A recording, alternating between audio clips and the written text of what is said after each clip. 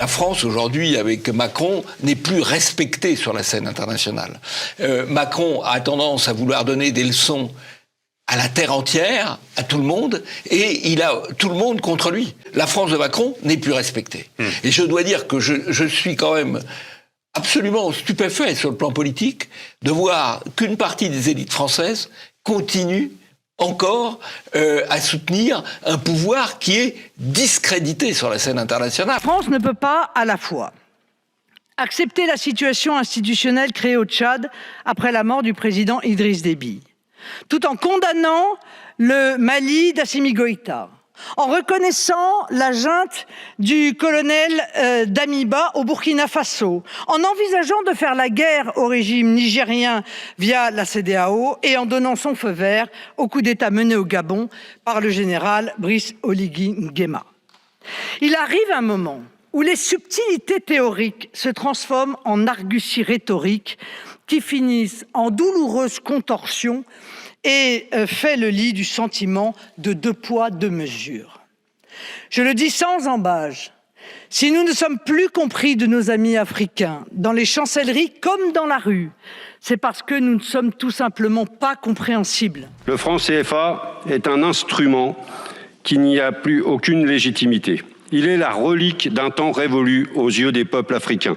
Rendez l'indépendance monétaire à ces États et vous verrez rapidement les choses changer et évoluer. Et ce n'est pas la perfide transformation du franc CFA en éco proposée par Emmanuel Macron qui va changer quelque chose puisqu'elle ne règle rien. Par exemple, un élément de la France-Afrique qui est quand même indéniable, ce sont nos bases militaires. Nos amis britanniques ont un empire colonial 2 ou 3 fois plus important que le nôtre en Afrique, n'ont pas de base militaire. Pourquoi avons-nous des bases militaires en Afrique ? Ce n'est pas pour défendre l'Afrique, c'est donc pour intervenir dans les affaires africaines. C'est notre politique de double standard. Elle est plus supportée en Afrique. Plus du tout. Le coup d'État au Tchad, c'est très bien. Le fils Déby prend le pouvoir, c'est un coup d'État, puisqu'il suspend les institutions. Avec l'accord des Français. Avec l'accord des Français, avec la présence du président. Qui légitime. Exactement. Qui légitime le coup d'État en allant sur place. Et puis, vous faites 1500-2000 km vers l'ouest, vous allez au Mali, et puis là, vous dites, ah bah non, le coup d'État, c'est pas bien. La junte n'a aucune légitimité, c'était les propos de Jean-Yves Le Drian. Soit on est pro-Macron, soit on est accusé d'être pro-Poutine. J'en peux plus de ce discours de nos valeurs, nos valeurs que nous voulons imposer au monde entier, nos valeurs. Mais bon, on ne fait pas la guerre simplement pour ces valeurs, sauf quand on vient chez vous essayer de vous imposer les valeurs des autres. Mais quel est donc ce droit divin qui a fait de la France le soldat de toutes les justes causes dans le monde, alors que le seul empire mondial existant, les États-Unis, s'y refusent? Non mais où est-on là? C'est sérieux. Quand on est président de la République, il faut avoir de la maturité, il faut avoir de la sagesse, il faut avoir de la prudence. Parce que quand vous provoquez celui qui va devenir votre adversaire, puis demain votre ennemi, il faut pas s'étonner ensuite si on se prend des palos sur la gueule. Nous ne sommes pas le Zorro des relations internationales. Nous n'allons pas débarquer en disant « nous voulons vérifier que vos institutions sont démocratiques », parce que nous ne le faisons pas en Arabie Saoudite. Donc je vois pas pourquoi on le ferait ailleurs. Moi je pense qu'on s'est battu pour la France. Je pense que parfois c'était un peu limite. Je pense qu'il aurait parfois fallu un débat national plus important. Qu'est-ce qui vaut que ces soldats engagent ma responsabilité en tant qu'individu, en tant que citoyen français, en allant tuer des gens? Il y a des modes opératoires qui sont dépassés en Afrique. Et vouloir intervenir avec nos armées au sol, 5000 hommes, etc., ce n'était pas la réponse adéquate. Nous sanctionnons la Russie quand elle agresse l'Ukraine, nous sanctionnons la Russie quand elle ne respecte pas les résolutions des Nations Unies, et voilà 70 ans que les résolutions des Nations Unies sont votées en vain et que l'Israël ne les respecte pas. La Libye, on n'a pas respecté la souveraineté d'un peuple, et ça c'est une erreur. On oublie seulement une chose, c'est qu'une grande partie de l'argent qui est dans notre porte-monnaie vient précisément de l'exploitation depuis des siècles de l'Afrique. Pas uniquement, mais beaucoup viennent de l'exploitation de l'Afrique. Alors, il faut avoir un petit peu de bon sens, je ne dis pas de générosité, de bon sens, de justice, pour rendre aux Africains, je dirais, ce qu'on leur a pris. En France, aujourd'hui, on ne peut parler de rien. Vous prononcez le mot immigration, vous êtes un raciste. Mais vous dites, il y a un problème dans les banlieues, oh là là, vous êtes d'extrême droite. Et vous dites, attention, c'est grave. On est en guerre aujourd'hui avec une puissance nucléaire, et là, vous êtes accusé d'être un suppôt de Poutine. Donc,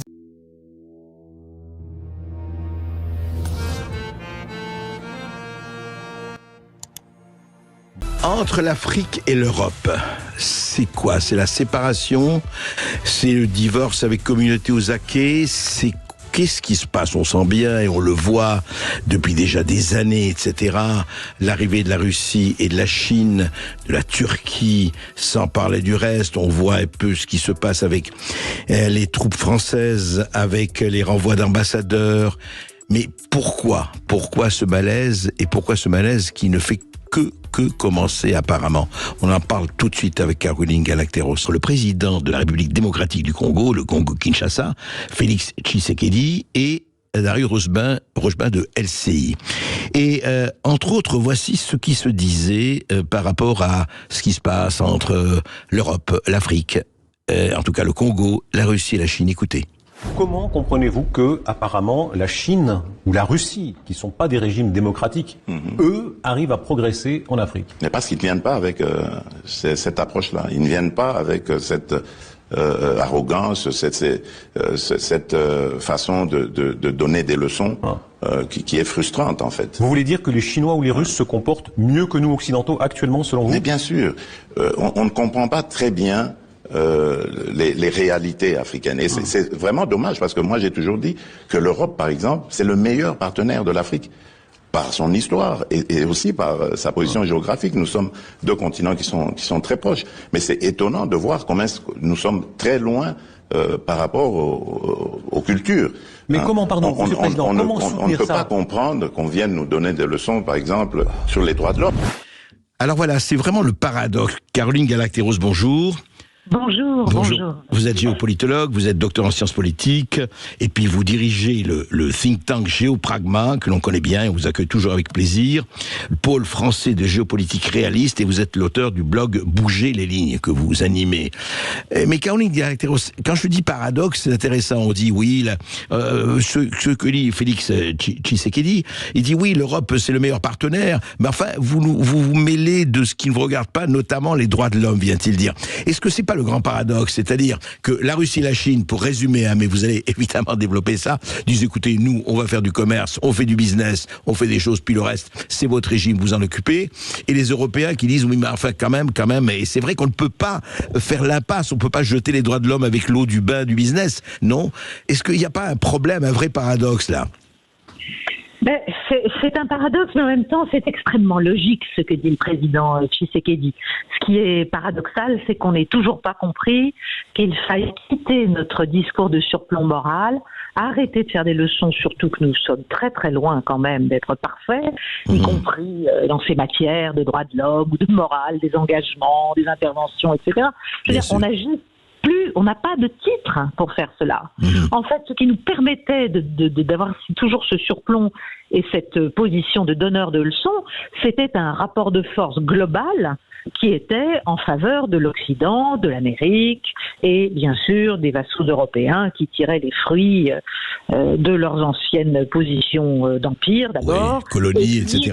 De globalement l'occidentalisme triomphant. C'est fini.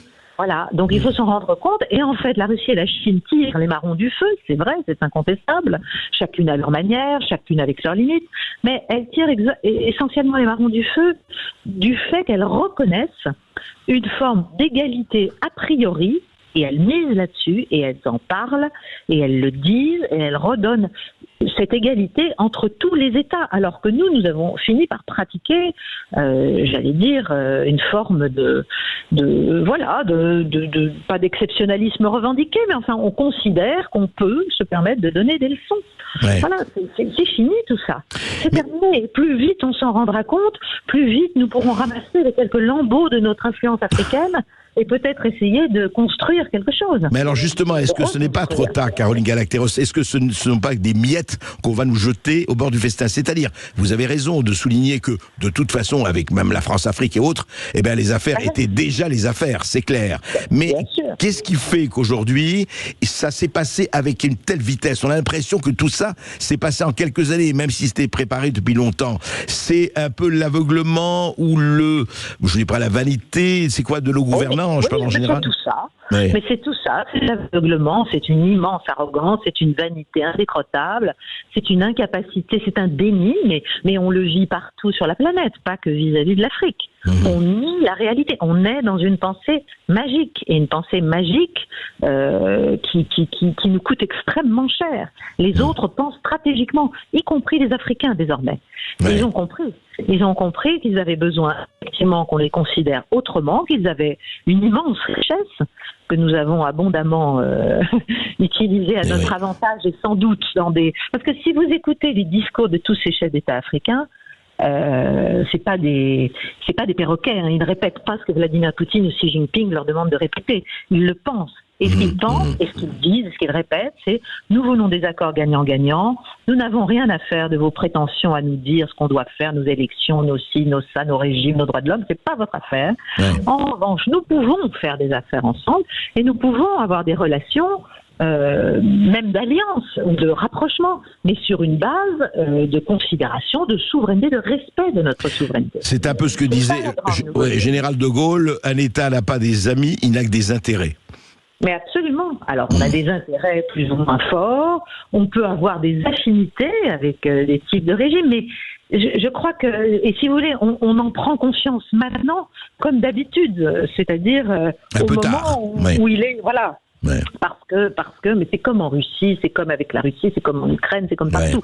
On ne veut pas reconnaître le processus quand il nous désavantage, et au lieu justement de penser stratégiquement, de penser à long terme, on reste dans des fuites en avant et dans des poursuites de comportements, d'attitudes et finalement d'ethnocentrisme complet.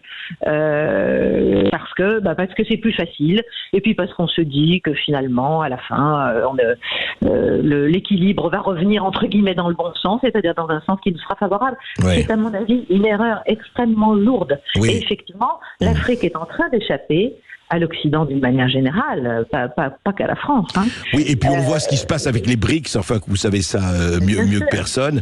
Mais est-ce que franchement, au fond, on ne va pas revenir à quelque chose que, évidemment, qui heurte la morale et qui heurte un certain nombre d'éthiques et de positions éthiques, en disant, voilà, effectivement, ce sont les intérêts, ce sont, hélas, les rapports de force, il faut bien le dire, et que ces rapports de force, eh bien, à nous d'être, je dirais, armés dans tous les sens du terme. Est-ce que c'est ça? Oui, mais alors, si vous voulez, pour moi, la morale, c'est pas l'éthique. Précisément, ce qu'on essaie de faire depuis des décennies et depuis la fin de la guerre froide notamment, c'est de faire semblant d'avoir des attitudes, des exigences et une cohérence morale. Et donc, on développe tout un discours sur les droits de l'homme, sur l'état de droit, etc., mais qui en fait couvre des pratiques totalement prosaïques, totalement décorrélées de toute éthique. C'est vrai, sauf que c'est précisément ce qui est en train de rassembler tous ces États contre nous. Oui, mais est-ce que, juste un mot, Caroline Galacteros, vous savez très bien que parmi tous ces gens-là, il y a quand même quelques dirigeants, je sais pas, qui ne sont pas forcément vêtus de probité candide et le lin blanc. La corruption existe très fortement, là-bas aussi. Mais chez nous aussi, la corruption existe. C'est ça, oui. C'est ça le problème, c'est qu'il faut arrêter, quoi. Il faut poser les ailes. Il faut décrocher les ailes qu'on s'est mis dans le dos tout seul. Il faut les poser. Elles sont très jolies, c'est magnifique, des belles plumes blanches, mais ça n'existe pas. Nous ne sommes pas plus des anges que des autres. Et maintenant, désormais, tout le monde le sait, tout le monde l'a vu. Et il y a des contrepoids. C'est ça la grande différence aussi. C'est qu'avant, bien sûr, tous ces pays avaient bien conscience de notre cynisme. Ils se payent pas de mots. Il y a qu'en Europe où on y croit un petit peu. Mais simplement, ils n'avaient pas d'alternative. Aujourd'hui, ils en ont. Ouais, qui leur proposent un autre type de relation. Et donc, forcément, c'est quelque chose d'assez attirant. Tout à fait. Caroline Galacteros, voilà, vous rejoignez Jacques Prévert qui dit les terrifiants pépins de la réalité. Il est temps de retrouver le réel. Exactement. Merci beaucoup, Caroline Galacteros. Je rappelle le think tank Géopragma et je rappelle votre blog Bouger les lignes. Oui, mais alors, si vous voulez bien, André, plus que mon blog que je nourris peu depuis longtemps maintenant, Bouger les lignes, même si j'essaie toujours de les faire bouger, s'il faut mentionner quelque chose, c'est peut-être Paix et Guerre. Paix et Guerre, d'accord. Mon nouveau petit canal YouTube, où j'essaie de pouvoir parler, pour l'instant, une fois par semaine. Voilà, il y avait Tolstoï, Guerre et Paix, et il y a Caroline Galacteros, Paix et Guerre. C'est une bonne suite. Merci. Exactement. Je vous en prie, André. Merci. Au revoir. Au revoir. C'était le Ça balance avec Caroline Galacteros. Restez bien avec nous. Tout de suite, les huées et les bravos d'André Berkoff. Sud Radio Berkoff dans tous ses états. Appelez maintenant pour réagir 0826 300 300. Dans les commentaires de cet entretien avec Caroline Galacteros sur SUD Radio, j'ai le commentaire suivant qui m'a plu. J'attends avec impatience l'émission. Quelle est la place de l'Afrique en Occident ? Plusieurs ont fait ce commentaire et je trouve ça correct. Cette réaction soulève une réflexion pertinente. Il met en évidence le déséquilibre souvent présent dans les discussions géopolitiques et médiatiques, où l'accent est fréquemment mis sur l'influence des puissances occidentales en Afrique. Ce commentaire met également en lumière la nécessité de redéfinir les narratifs souvent dominés par des perspectives occidentales. En mettant en avant la place et l'influence de l'Afrique en Occident, on peut promouvoir une vision plus équilibrée et inclusive des relations internationales. Ce commentaire souligne l'importance de reconnaître que l'Afrique doit avant tout profiter à ses propres populations. Les relations internationales doivent être rééquilibrées pour que les Africains tirent avantage de leurs ressources et de leur souveraineté. Il s'agit d'un appel à une révision des politiques occidentales, invitant à un partenariat basé sur le respect mutuel et les bénéfices partagés, plutôt que sur une exploitation asymétrique.